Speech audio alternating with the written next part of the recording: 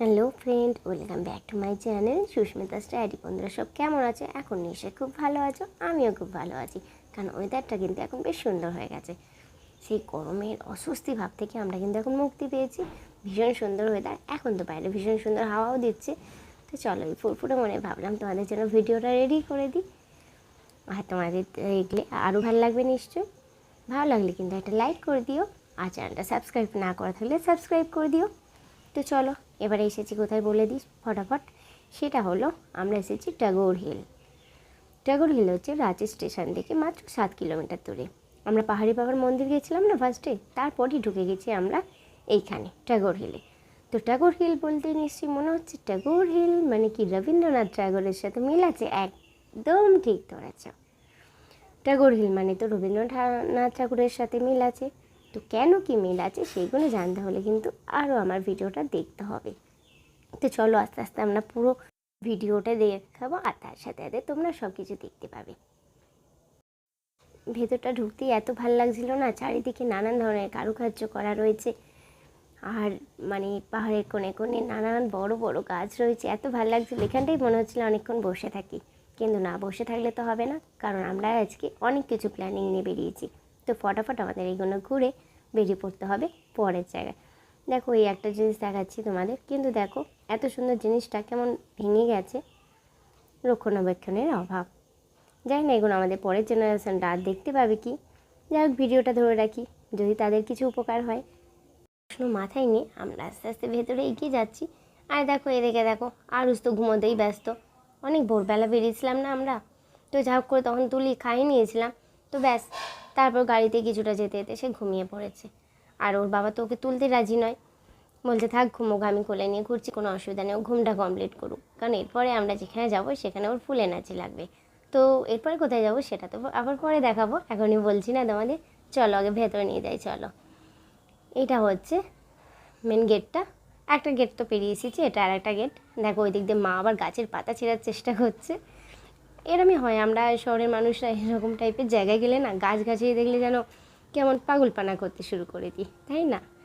ফুল যাই দেখি, পাতা সব যেন মনে হয় কীভাবে আমরা সংরক্ষণ করে নেবো। দেখো, এই জিনিসটা কিন্তু আমাদের ভীষণ পছন্দ হয়েছিল। এই হচ্ছে একটা গোল টেবিল, এত সুন্দর না। আমি আর মা তো এখানেতে বসে ঠিকও করছিলাম। আমি বলছিলাম দেখো, এখানেতে 4টেই সিট আছে, এখানে বসে আমরা যদি একটা এরম বাড়িতে করি, এখানে বসে চা খাওয়া যাবে, বেশ গল্প করা যাবে। এখানে এক কাপ চা নিয়ে বসে পড়লে এরকম ওয়েদারে আড্ডা কিন্তু বেশ জমজমাটি হয়ে যাবে। দেখো, তো বলতে বলতে সেখানে তো আমাকে একটু ফটো ভিডিও তুলে দিল। তো তারপরে আমরা এগিয়ে চললাম। দেখো, গাছটা কত বড়, আর অনেক চাপা ফুল হয়ে আছে, জানো তো। চাপা ফুলটা এমনিতেই ভীষণ ভালো লাগে। দেখো, এখানে অনেক কিছু লেখা আছে, কিন্তু আমি এত মানে টাইম দিয়ে সেগুলোকে ধরতে পারিনি। তোমরা যদি পারো ওটা পাউজ করে একটু পড়ে নিও। তো চলো এবার আস্তে আস্তে এগোই।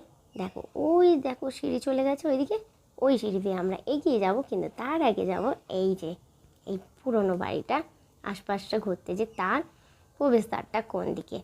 তো যাই হোক, সেটা দেখতে দেখতে আমরা এগোতে থাকি, যে কোথায় আছে, কি দেখা যায়। ভাবছি এখানে কি রবীন্দ্রনাথ থাকতো, এখানে কি করতো, এই গাছতলাটায় বসতো নিশ্চয়ই। এত সুন্দর গাছতলায় বসে প্রকৃতি দেখতে দেখতে অনেক কিছু তিনি রচনা করতেন।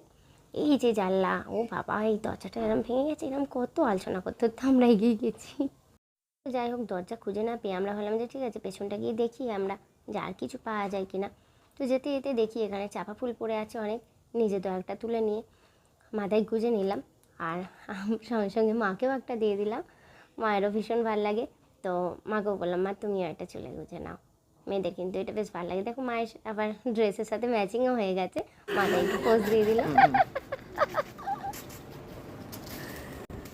চলো, এই বাড়িটার ভেতরে কি আছে আমরা দেখবো, তারপরে তোমাদের নিয়ে যাবো টাগোর হিলে। অনেক এখানটা দারুণ। তো আগে এটা দেখি, গাছটা দারুণ। এই গাছটাটা কিন্তু আমার ভীষণ ভালো লাগছে, আর ভীষণ ভালো লাগাতে এক দৌড়ে লাফে উঠে পড়েছি ওই গাছের বেদিতে, যে এখানে আগে আমার ফটো তুলে দাও। তো আরুষের বাবাকে বলতে বলতে ফটো তুলছিল, আর এদিকে না বাবা আমার ভিডিও করে দিয়েছিল, যার জন্য আমার সুবিধাই হলো, এখন তোমাদের দেখাতে পাচ্ছি।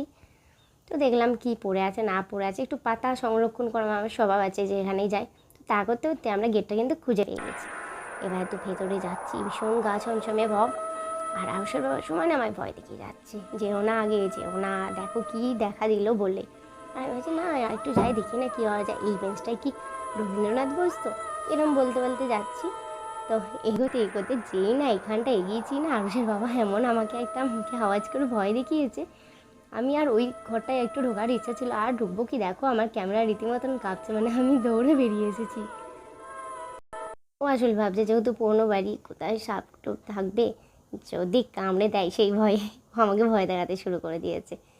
তো যাই হোক, আরুষকে আরুষ যেহেতু ঘুমিয়ে পড়েছিল ওর ঠাকুমা দাদুর কাছে আমরা রেখে আমরা দুজনে এগিয়ে চললাম টাগোর হিলের উদ্দেশ্যে। ওই দিক দিয়েও যাওয়া যাবে, আবার এই দিক দিয়েও যাওয়া যাবে। তো আমরা এই সিঁড়িটাই ধরলাম। এখানে কিন্তু প্রায় 200টা মতন সিঁড়ি আছে।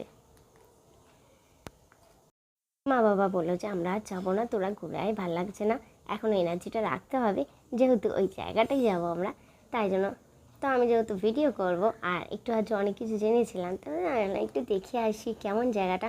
আর এখান থেকে না রাঁচির শহরটা দেখতে ভীষণ ভালো লাগে গো, তোমাদের দেখাবো, চলো, তোমাদেরও ভীষণ ভালো লাগবে। হ্যাঁ হ্যাঁ, সিঁড়িটা যেতে একটু অসুবিধা হচ্ছিলো, 200টা সিঁড়ি, ভাজন কিছু দেখার আছে। তো এটা কিন্তু হাফ সিঁড়ি থেকে তুলেছি আমি, মানে পুরোটা তখন টাগোর হিলে উঠিনি, কিন্তু তাও কি সুন্দর লাগছে দেখো, মানে আমরা কতটাই উঁচুতে উঠে পড়েছি দেখো, দেখলেই বুঝতে পারছো। এখনও ওঠা বাকি আছে আমাদের, প্রায় হাফেরও বেশি আছে। এখানে দেখো অনেকে বসে রেস্ট নিচ্ছে, কিন্তু এখানে একটা ব্যাপার বাজে লাগলো, মানে নিরিবিলি জায়গা যেহেতু, এটা খানিকটা লাভার্স পয়েন্টও হয়ে গেছে। তো এই ব্যাপারে কোনো সিকিউরিটি গার্ড নেই দেখলাম, যার জন্য খুবই খারাপ লাগলো। ভাই তোমাদের আমি যেটুকুনি জানি সেটুকুনি সম্পর্কে একটু জ্ঞান দিয়ে দিই। সেটা হচ্ছে এই পাহাড়টা কিন্তু সমুদ্রপৃষ্ঠ থেকে 300 ফুট উঁচুতে। আমরা যখন যাই তখন ওই মন্দিরটার কাজকর্ম চলছিল, তাই ওখানে উঠতে পারিনি, তবে বাদ বাকিগুলো ধরে এনেছি তোমাদের জন্য। তো বলি এরকম নামকরণের কারণ কি, রাষ্ট্রকবি ও রবীন্দ্রনাথ ঠাকুরের নাম অনুসারে হয় টাগোর হিল নাম। যতীন্দ্রনাথ ঠাকুর 1924 সালে এইখানে বসে বাল গঙ্গাধর তিলকের মারাঠি যেটা ছিল গীতা, সেই গীতারই বাংলার অনুবাদ করেন। কিন্তু উনি মারা যাওয়ার পরে তার ফ্যামিলি এসে এখানে থাকতো, তাই তখনও খানিকটা এর নামটা এটা মানে টাগোর হিল বললেই থেকে গেছে। দেখো এত সুন্দর লাগছিল না এখানে, তো আমি একটু পোজ দিয়ে ভিডিও করছিলাম, একটু ভিডিও করে দাও। আর আউসব পেছন দিয়ে বললে আর একদম এগোবে না, আর একদম এগোবে না, অথচ নিচে কোথায় উঁচুতে উঠে আমার ভিডিওটা করছিল, কি বলবে বলো। এর পাশে না একটা গুহা আছে, সেই গুহাটায় আমাদের যাওয়া সম্ভব হয়নি, সেখানে যতীন্দ্রনাথ ঠাকুর বসে মন দিয়ে কাজ করতেন। তো দেখো এই চাপা ফুলটা আমি ভাবলাম আয়ুষের বাবাকে একটু দিতে, একটু ভিডিও করবো একটা। ও বাবা, তাকে দিতে না দিতে সে তাড়াতাড়ি লজ্জায় চলে যেতেই ব্যস্ত, একটু ভিডিওটা করবো সেই ধৈর্যটাও নেই। যাই হোক, চলো ফটোটাই তো তুলে নিলাম। তো চলো এরপর দেখা হচ্ছে পরবর্তী ব্লগে। পরবর্তী ব্লগটা আসছে আমার রক গার্ডেন নিয়ে। তো রক গার্ডেনে আমরা গিয়ে কী করলাম, কেমন কি সব দেখাবো।